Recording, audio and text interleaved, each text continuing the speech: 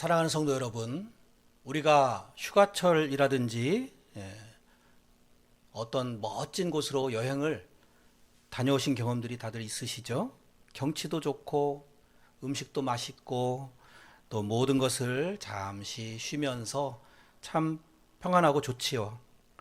그런데 아무리 좋은 데라도 며칠이 지나게 되면 문득 이런 생각이 들지 않습니까? 그래도 집이 제일 좋다. 이제 그만 집으로 가고 싶다. 이런 생각이요. 이렇게 우리에게 돌아갈 집이 있다라는 사실은 우리를 안정되게 해줍니다. 지금은 낯선 곳에 있더라도 잠시 길을 헤맬지라도 언젠가는 다시 돌아갈 곳이 있다는 이 사실을 생각하면 우리가 불안에 잠식당하지 않을 수 있는 것입니다. 오늘 시편 23편의 이 마지막 부분에서 다윗이 고백하고 있는 것은 바로 이런 것입니다. 내가 여호와의 집에 영원히 살리로다. 그래서 이 말은 지금 비록 내가 골짜기 같은 어두운 곳을 통과하고 있지만 돌아갈 집이 분명히 있다는 고백입니다. 단순히 죽어서 갈 천국에 대한 소망만을 그리고 있는 것이 아닙니다. 지금 현재의 삶에도 적용이 되는 말씀입니다. 내가 그래서 지금 과연 어디를 향해서 가고 있는가? 또 어디에 속해 살아가고 있는가? 어디에 있기를 원하는가? 이런 질문들을 이 구절에서 해보게 됩니다. 우리가 1월 한 달 동안에 우리의 목자 되신 여호와 하나님에 대해서 생각해 보면서 그로 인해서 내가 부족함이 없었다라는 것과 또 인도해 주시고 동행해 주시는 하나님에 대해서 살펴보았습니다. 이제 오늘 이 부분에서 우리의 집은 어디인가? 또 그 집이 나의 영원한 안식처다라는 사실을 살펴보면서 함께 은혜 나누기를 원합니다. 5절부터 한번 차례대로 보겠습니다. 주께서 내 원수의 목전에서 내게 상을 차려주시고 기름을 내 머리에 부으셨으니 내 잔이 넘치나이다. 이 말씀도 참 익숙한 말씀이죠. 그런데 잘 음미해 보면은 이 말씀은 영적인 전쟁터에서 우리가 바라는 일반적인 기대와는 사뭇 다른 하나님의 일하시는 모습을 보여주고 있습니다. 우리가 기대하는 것은 무엇입니까? 아예 하나님께서 우리의 원수를 다 무찔러 주시고 원수가 사라져서 완전히 평화로운 상태가 오기를 바라죠. 모든 문제가 다 깔끔하게 해결되기를 바라는 것이 우리의 기도이고 생각입니다. 그런데 이 말씀을 한번 주의 깊게 살펴보십시오. 지금 나에게 이제 상을 차려주시는데 그 자리에 지금 원수가 사라졌습니까? 아니면 여전히 존재하고 있습니까? 여전히 있어요. 그것도 나를 지금 주목해서 보고 있습니다. 주께서 내 원수의 목전에서 내게 상을 차려주셨다 말씀합니다. 그래서 이 말씀이 잘 이해가 안 될 때는 다윗을 생각해 보면 됩니다. 지금 다윗이 처한 상황이 어떻습니까? 광야에서 사울 왕에게 쫓기고 죽음의 위협을 당하고 있습니다. 그럴 때에도 하나님께서 상을 차려주셨다라는 것입니다. 우리가 보통 기도하기는 이 문제를 완전히 없애주세요. 이 상황을 깔끔하게 정리해 주세요. 이렇게 기도합니다. 그런데 하나님은 우리가 생각하는 것과는 완전히 다른 방식으로 일하신다는 것입니다. 하나님은 원수를 그대로 남겨두시고 그 앞에서 그 삶의 한 가운데에서 우리를 앉혀놓으시고 상을 차려주신다는 것입니다. 여전히 상황은 어렵고 힘들고 변하지 않았습니다. 마치 모세의 앞에는 홍해가 가로막혀 있고 뒤에서는 애굽의 군병들이 쫓아오는 것과 같은 이러한 상황에서도 하나님께서는 우리를 앉혀주셔서 먹고 마시게 하신다는 것입니다. 그러므로 이 상은 어떤 문제가 다 해결된 후에 주어지는 보상이 아닙니다. 여기서 중요한 것은 문제가 해결되었느냐 아니냐 그런 문제가 아니라 우리가 지금 어디에 누구 앞에 앉아 있느냐라는 것입니다. 전쟁이 끝난 후에 연회장의 모습이 아니라 치열한 전쟁터 한가운데서도 안식처 같은 그러한 식탁을 차려주신다는 것입니다. 그래서 다윗은 하나님께서 이렇게 말씀하시는 것을 지금 듣고 있는 것입니다. 너의 수단과 방법으로 지금 이 자리를 피하는 것이, 또 원수를 사라지게 하는 것이 급선무가 아니다. 먼저 내 앞에 앉아서 나의 말을 듣고 또 내게로 와서 마셔라. 이러한 하나님의 지금 음성을 귀 기울여 들어라는 것입니다. 이렇게 하나님께서는 먼저 우리가 하나님과의 관계를 올바르게 맺기를 원하시는 것입니다. 그래서 하나님을 가장 신뢰하기를 원하시는 거예요. 이것이 하나님이 일하시는 원칙입니다. 하나님은 환경을 바꿔주심으로써 은혜를 베풀어 주시는 것이 아니라 환경이 그대로임에도 불구하고 우리가 살아갈 수 있는 힘을 공급해 주시는 것이 하나님의 은혜인 것입니다. 여러 가지 문제들은 여전히 있습니다. 건강의 문제, 직장의 문제, 사업의 문제, 자녀의 문제, 또 사람들과의 관계의 문제 등등 그런 것들이 여전히 있음에도 불구하고 그 지점에서 우리에게 상을 차려주신다는 것이 은혜입니다. 그래서 문제가 없어야지 우리가 살아갈 수 있는 것이 아니라 하나님이 우리와 함께 하시면 살 수 있다라는 것입니다. 이것이 성숙해진 다윗의 신앙 고백이었습니다. 우리가 흔히 평안하려면 어떤 조건이 충족돼야 된다라고 생각하지만 성경이 말씀하는 평안은 지금 누구와 함께 있느냐, 거기에 달려있다라는 것입니다. 원수의 목전에서도 하나님 앞에 앉아있기만 하면 그 자리는 두려움의 자리가 아니라 은혜의 자리로 바뀌는 것입니다. 사랑하는 성도 여러분, 오늘 이 말씀은 우리의 삶의 자리를 다시 묻고 있습니다. 내가 지금 문제만 바라보면서 서 있습니까? 아니면 하나님 앞에 앉아서 말씀을 먹고 은혜를 마시면서 평안을 누리고 있습니까? 하나님께서는 우리를 그 자리에 앉혀 주십니다. 그런데 그 자리에 앉히시는 것으로 멈추시지 않고 이제 그 다음 구절을 보면 우리의 머리에 기름을 부으셔서 우리를 다시 살게 하신다는 것입니다. 기름을 내 머리에 부으셨으니 이렇게 말씀하고 있어요. 이것은 어떤 축복같이 느껴지죠. 그런데 그 의미는 단순한 축복의 의미가 아닙니다. 성경에서 기름 부으심이라고 하는 것은 우리의 존재를 회복시켜 주시고 우리의 정체성을 바르게 해주신다는 것입니다. 왕으로서의 정체성, 제사장으로서의 정체성, 선지자로서의 정체성. 그래서 왕과 제사장과 선지자들에게 기름을 부어서 세웠던 것입니다. 그때마다 어떠한 하나님께서 그것을 상징으로 주셨습니까? 너는 나의 선택한 사람이다 라는 것으로 기름 부어주신 것입니다. 그런데 사실 다윗이 지금 어떤 상황입니까? 왕의 보좌에 앉아있는 상태가 아닙니다. 그러한 상태에서 고백하는 것이 아니라 다윗이 처음 사무엘에게 기름 부음을 받았을 때도 한번 생각해 보십시오. 그때 왕의 자리에 있었습니까? 아니죠. 그때 어린 다윗이었죠. 목동이었죠. 그래서 기름 부음을 받는다고 해가지고 바로 왕의 지위가 되는 것은 아니지만 하나님께서 그의 마음에, 그의 영혼에 너는 왕의 자녀다, 너는 왕이다 이렇게 심어주시는 그 비전을 품게 된 것이 참으로 중요하고 또 성령께서 그에게 임하셨죠. 그것이 중요합니다. 그래서 지금 도망자의 신세고 광야의 시간을 보내고 있지만 그에게는 왕의 정체성이 세워진 것입니다. 기름을 내 머리에 부으시니 이것은 또한 하나님께서 여전히 나를 포기하지 않으시고 사랑하고 계시다라는 증표이기도 합니다. 상황은 여전히 참 암울하고 마치 하나님께서 나를 버리신 것 같은 그러한 순간에도 여전히 나를 하나님의 자녀로 삼아주신다라는 것을 절절히 느낄 때 바로 기름을 내 머리에 부으셨다라고 고백할 수 있는 것입니다.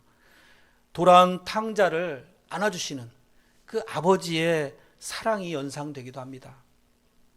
우리의 삶에도 이런 기름 부으심이 필요할 때가 있습니다. 특별히 오랜 시간 이제 신앙생활을 해오신 분들은 점점 내가 마모되는 것 같은 느낌이 강하게 들 때가 있습니다.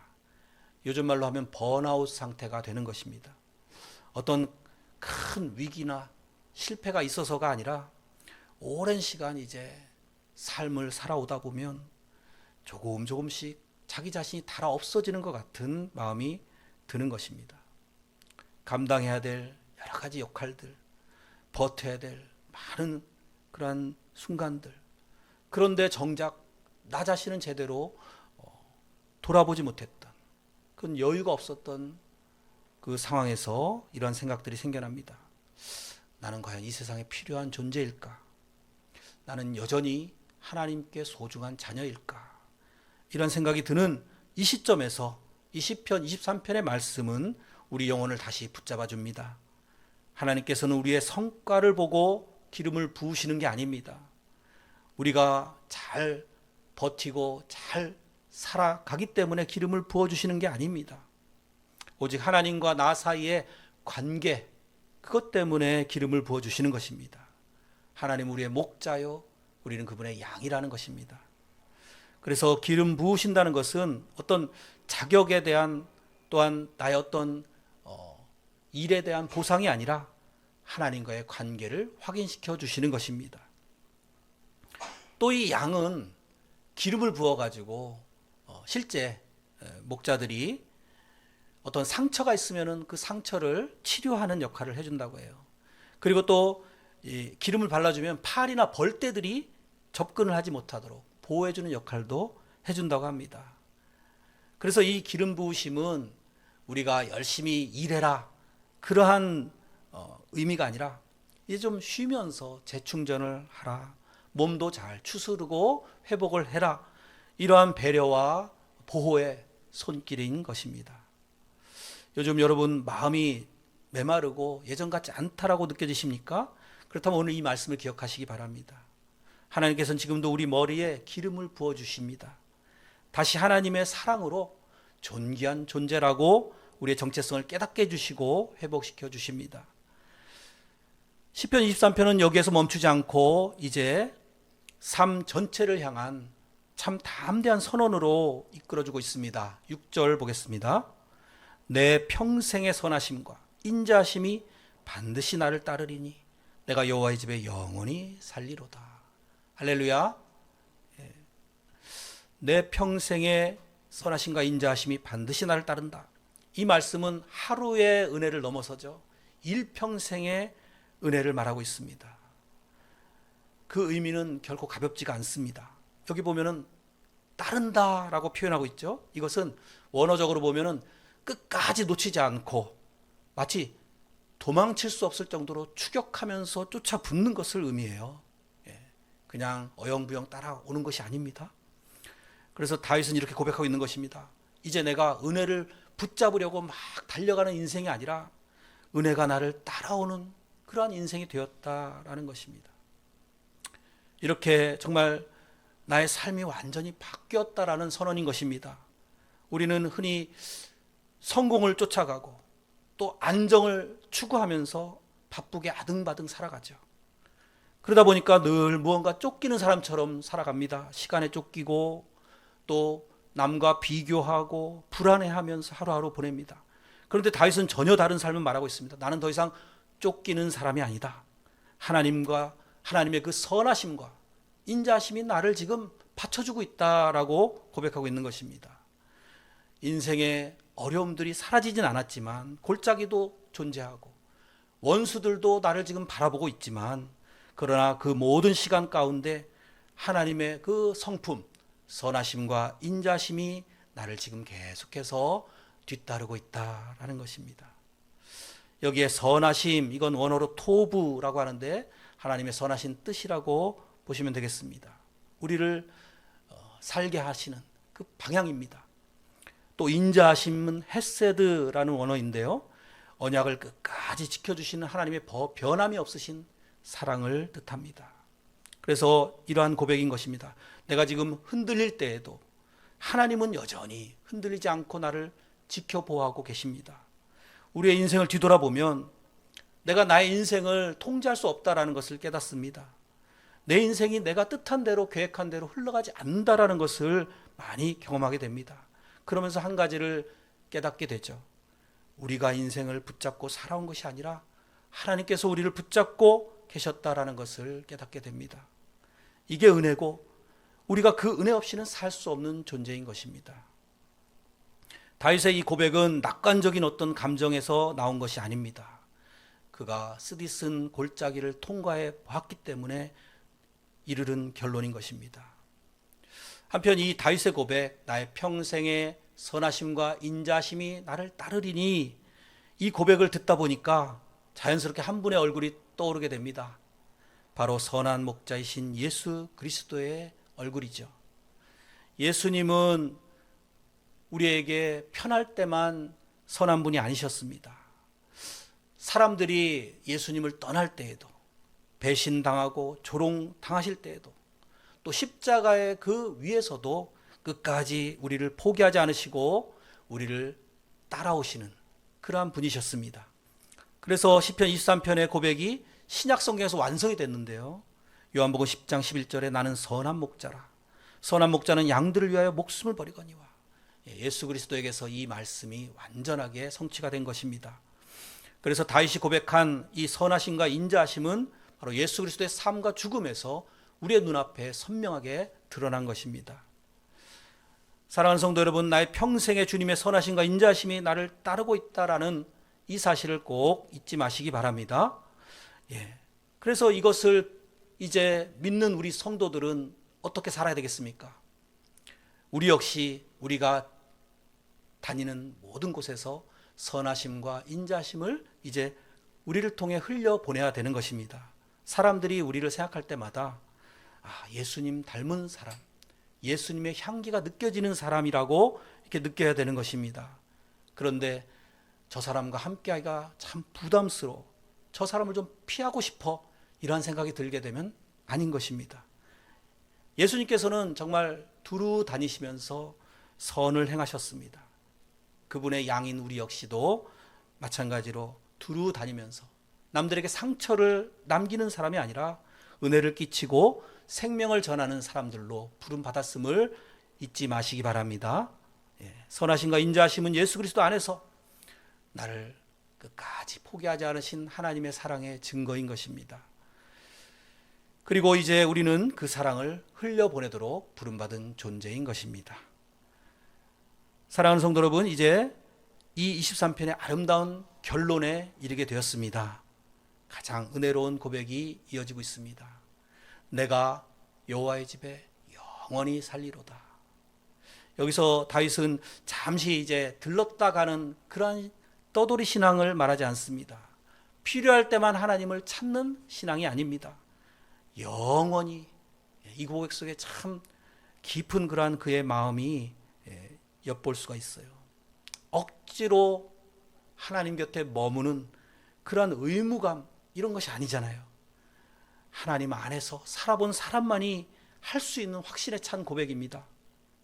너무나 하나님이 좋기 때문에 절대 그 곁을 떠나고 싶지 않습니다. 이러한 결단에 가깝습니다.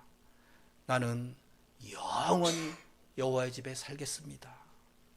나는 이제 드디어 돌아갈 집이 생겼습니다. 여호와의 집에 영원히 살리라.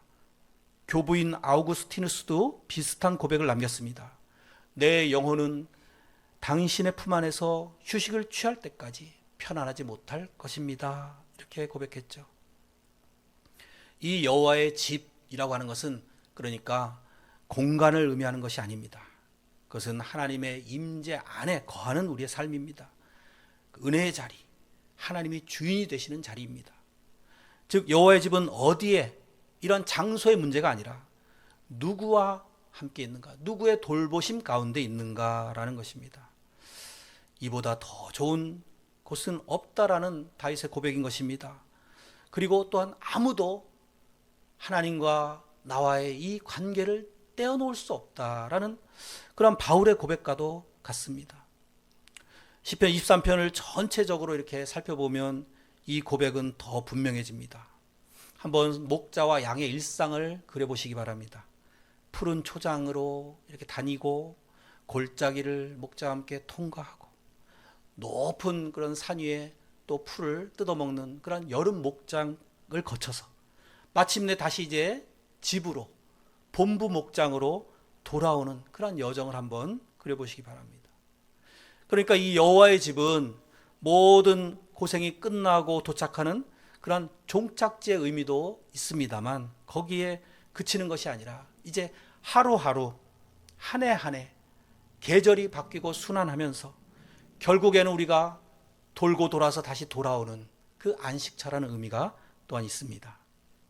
다윗은 이렇게 고백하는 것입니다. 나는 여러 길들을 걸어왔지만 결국에는 목자의 품으로 이제 다시 돌아오게 되었다. 이곳이 내가 영원히 머물 자리라는 것을 깨닫게 되었다라는 것입니다. 더 이상 다른 양들의 목장을 부러워하지 않게 되었던 것입니다. 그래서 정말 만족한 상태가 된 거죠. 내 잔이 넘치나이다 고백할 수 있게 된 것이죠. 그래서 다른 울타리를 기웃거리지 않게 되었다라는 것입니다. 그러한 평안이 임했습니다. 그래서 영원이라는 말을 넣어가지고 기쁨을 표현하고 있습니다. 나는 영원히 주님과 함께하는 존귀한 존재가 되었습니다 라는 고백입니다. 사랑하는 성도 여러분, 이 시편 23편은 우리 각자에게도 지금 질문하고 있습니다. 지금 어디에 살고 계십니까? 쫓기는 불안한 자리입니까? 아니면 은혜가 지금 나를 따라오는 자리에 서 계십니까? 낯선 남의 집에 울타리 가운데 기웃거리고 계십니까? 아니면 내 아버지 집에 지금 평안히 머물고 계십니까? 오늘 이 말씀이 바로 우리 믿음의 주소를 다시 확립하는 그러한 계기가 되시기를 바랍니다. 우리의 몸은 집에 있어도 마음은 늘 다른 곳에 가 있는 그러한 성도가 되지 마시기 바랍니다. 늘 일 걱정 속에 살고 또 불안한 가운데 하루하루 보내고 뉴스나 또 물질이나 또 사람들에 대한 비교심, 이런 것들이 우리의 마음을 점령해 가지고 쉬지 못하고 그렇게 살아가는 그러한 모습이 되어서는 안 됩니다. 집에 돌아와서도 마음은 여전히 불안하고 긴장하고 교회 안에 와서 예배를 드려도 삶의 중심은 여전히 바뀌지 않는 그러한 모습이 되어서는 안 되는 것입니다. 이것을 이 마지막 다윗의 고백이 우리에게 도전을 주고 있는 것이에요. 우리의 신앙은 지금 내가 어디에 마음을 두고 살아가느냐, 여기에 달려있다라는 것입니다. 여호와의 집에 산다라는 것은 내 중심을 하나님께 두고 살아간다라는 의미입니다. 우리의 문제는 아직 여전히 해결되지 않았지만 여호와의 집에 거하겠다라는 마음으로 버틴다는 것입니다. 나는 하나님의 전에 머물겠습니다. 이러한 선택으로 나아갑시다. 하루를 시작하면서 또 어떤 결정을 내릴 때에 또 마음이 흔들릴 때마다 이 마음을 가지시기 바랍니다. 하나님의 집에 영원히 살리로다. 이 작은 선택이 쌓여갈 때 우리의 삶은 조금씩 변화가 일어나고 바른 방향으로 흘러가게 될 것입니다. 솔직히 우리가 사실 남의 집 울타리가 참 좋아 보이고 유혹적으로 느껴질 때가 있습니다. 겉으로 보기에는 그곳이 더 자유로운 것 같고 더 풍성해 보이고 그곳에 어떤 문제 해결이 있는 것처럼 느껴질 때가 있습니다. 그러나 성경은 분명하게 이렇게 강조합니다. 요한복음 14장 6절, 예수께서 이르시되 내가 곧 길이요 진리요 생명이니 나로 말미암지 않고는 아버지께로 올 자가 없느니라. 우리가 돌아오고 머물러야 될 집은 오직 한 곳밖에 없습니다. 여호와의 집입니다. 주님의 돌보심, 보호가 있는 곳. 그래서 우리가 다른 곳에 욕심부리지 말고 또 연연해하지도 마시기 바랍니다. 여호와의 집에 거한다라는 것이 가장 안전하신 돌보심 가운데 머무는 선택인 것입니다. 지금 이 우리의 선택이 과연 여호와의 집으로 나아가는 것인가, 아니면 울타리를 벗어나는 것인가, 이 기준으로 선택을 하시면 확실합니다. 사랑하는 성도 여러분, 내가 여호와의 집에 영원히 살리로다. 또 여기 살리로다라는 것은요, 예전 그 개역 성경에서는 이렇게 번역했었죠. 거하리로다. 이 동사는 원어가 슈브라는 동사입니다. 이 뜻은 여러 가지가 있는데요. 단순히 이제 머물다, 그것이 아니기 때문에 전에는 거하리로다, 마치 머문다는 것으로 번역했지만 이번엔 살리로다로 번역을 했잖아요. 개역개정 성경에서는. 그러니까 그 안에는 여러 가지 뜻이 있는 거예요. 돌아가다, 되돌아오다, 다시 향하다, 이러한 뜻도 포함되어 있는 것입니다. 그러니까 어떤 의미냐 하면은 나는 이곳에 그냥 한번 왔다가 떠나는 사람이 아니라 삶의 어떠한 길 가운데서도 다시 계속해서 여호와의 집으로 돌아오겠습니다. 그런 사람으로 살겠습니다. 라는 그러한 뜻도 담겨 있는 거예요. 언젠가 천국에 갈 것입니다 라는 미래적인 소망만 담고 있는 것이 아니라 오늘도 내일도 인생의 모든 여정마다 나는 다시 하나님께로 돌아오는 선택을 하겠다라는 고백인 것입니다. 사망의 음침한 골짜기를 지날 때에도 다윗은 결국 나는 다시 여호와의 집으로 돌아오는 존재입니다 라고 말하는 이러한 성숙한 신앙의 사람이 되었습니다. 우리 역시 마찬가지로 나는 머무를 곳, 돌아갈 곳이 있습니다. 이 믿음으로 살아가는 것입니다. 그럴 때에 사망의 음침한 골짜기도 통과할 수 있고 원수의 목전에서 상을 차려주시는 하나님도 경험할 수 있는 것입니다. 그리고 마침내 우리가 그렇게 고백할 수 있는 것입니다. 나는 영원히 여호와의 집에 살리로다. 그 안식처를 이제 우리의 보금자리로 삼고 살아가는 것입니다. 그런데 이것은 그냥 공간이 아니라 그랬죠. 하나님과의 관계라 그랬습니다. 우리가 하나님과의 관계를 바로 맺을 때에 그것이 곧 천국이요, 그것이 곧 여호와의 집인 것입니다. 주일만 드나드는 그러한 장소가 아니에요. 평일에도, 월요일부터 시작되는 한 주간의 삶에도 하나님과 늘 동행하시는 그 자리가 바로 여호와의 집인 것입니다. 울타리 밖에서 지쳐있는 사람들에게 우리가 말로 전도하는 것도 중요하지만 우리의 모습 속에서 자연스럽게 이러한 평안이 흘러나올 때 또 강력한 전도가 되는 것입니다. 그들 역시도 저 사람이 살고 있는 저 평안을 나도 갖고 싶다. 저 사람이 누리는 저 평안을 나도 누리고 싶다라고 하는 것이죠. 나는 더 이상 쫓기며 살지 않겠습니다. 나는 더 이상 불안한 자리에 머물지 않겠습니다. 나는 여호와의 집에 영원히 거하는 삶을 살겠습니다. 목자 되신 하나님의 이 돌보신 가운데에서 참된 기쁨으로 살아가시기를 축복합니다. 우리의 모든 날 가운데 주님의 선하심과 인자하심이 반드시 따르는 그 은혜가 풍성히 임하시는 저와 여러분들이 다 되시기를 예수님의 이름으로 간절히 축원드립니다.